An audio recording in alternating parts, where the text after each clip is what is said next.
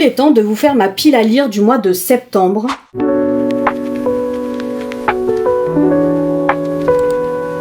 Alors comme d'habitude, je tire au sort mes lectures, histoire de ne pas trop me laisser le choix, mais je me garde ce mois-ci quand même une marge de possibilité. Là, j'ai tiré au sort 6 livres en tout, donc à savoir que j'en lis à peu près 16 dans le mois, donc il y en a une dizaine que je lirai selon moi ce que j'ai envie de lire, ce qui est plutôt pas mal.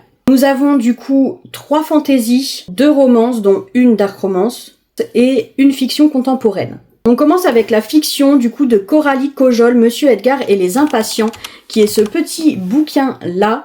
On est du coup sur une fiction assez sympa, je pense que ça va être marrant. C'est un personnage qui traduit des notices d'appareils électroménagers. Mais à côté de ça, il adore la littérature, donc il écrit énormément. Le petit hic, c'est qu'il écrit des romans policiers qui ne se vendent pas.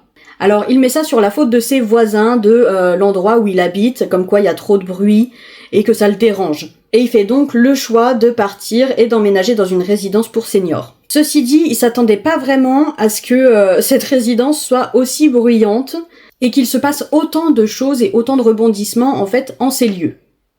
Donc je pense que ce sera très sympa, j'ai très hâte de découvrir ça. Ça m'a l'air assez drôle et il fait un peu moins de 400 pages, donc écoutez, ça va se lire rapidement, je pense en 2 jours c'est bouclé, surtout qu'il est écrit relativement gros. Donc c'est pas mal. Et du coup, c'était un livre offert pour des 2 achats en poche. En termes de romance, on en a un qui est un livre numérique que j'ai sur ma liseuse et qui est Belle Assassine. Je ne sais absolument pas de quoi ça parle, mais visiblement, on est sur de la dark romance. Donc attention. En tout cas, je reviendrai vers vous du coup suite à mes bilans lecture de la semaine pour vous faire un petit débrief. Et en deuxième romance, on a de Lina Hope, My Bad Romeo, qui est ce livre-ci que j'ai depuis une éternité dans ma bibliothèque. Donc, ma foi, il était temps qu'il sorte. Je déteste ces couvertures. Je les trouve immondes. Mais bon, il va sortir ce mois-ci. Ça va se lire très rapidement parce que je crois qu'il fait même pas 300 pages. Ouais, il fait un tout petit peu plus de 300 pages. Donc, ma foi, ça va partir et je suis bien contente.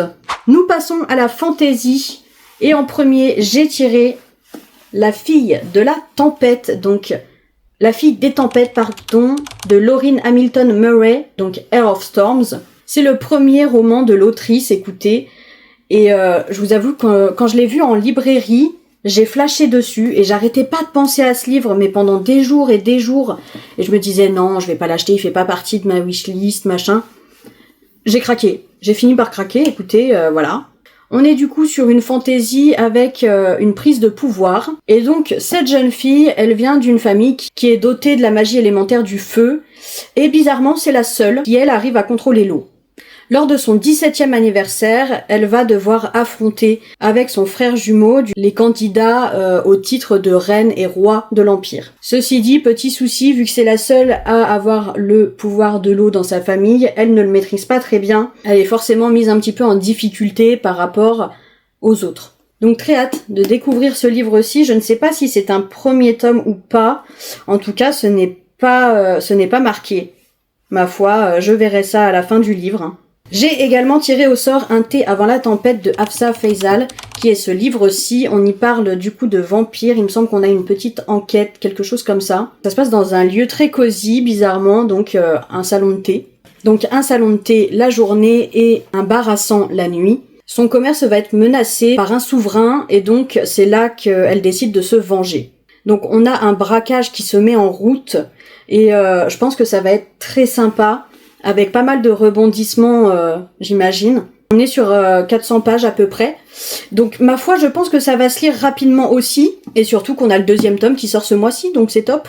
Et enfin, en dernier livre que j'ai sorti de ma pile à lire, de Amber V. Nicole, le 1er tome des Gods and Monsters, donc le livre maudit d'Azraël, qui est cette brique de à peu près 800 pages. Donc écoutez, je pense le lire fin du mois pour entrer un petit peu dans la vibe automnale. Parce que je trouve que ça colle carrément avec. Je sais qu'on est sur une dark fantasy avec des personnages très morality grey, je crois qu'on dit comme ça. Donc qui ne sont ni bons ni mauvais. Et c'est quelque chose que j'apprécie particulièrement maintenant dans nos livres. Surtout que cette maison d'édition ne m'a jamais déçue, donc ma foi, à voir ce que ça nous réserve. C'est tout du coup pour mes lectures du mois. J'espère que je vais les apprécier. Mais bon, je me suis laissé une marge quand même assez énorme pour me choisir mes propres lectures. Donc je pense que ça va aller. Des bisous!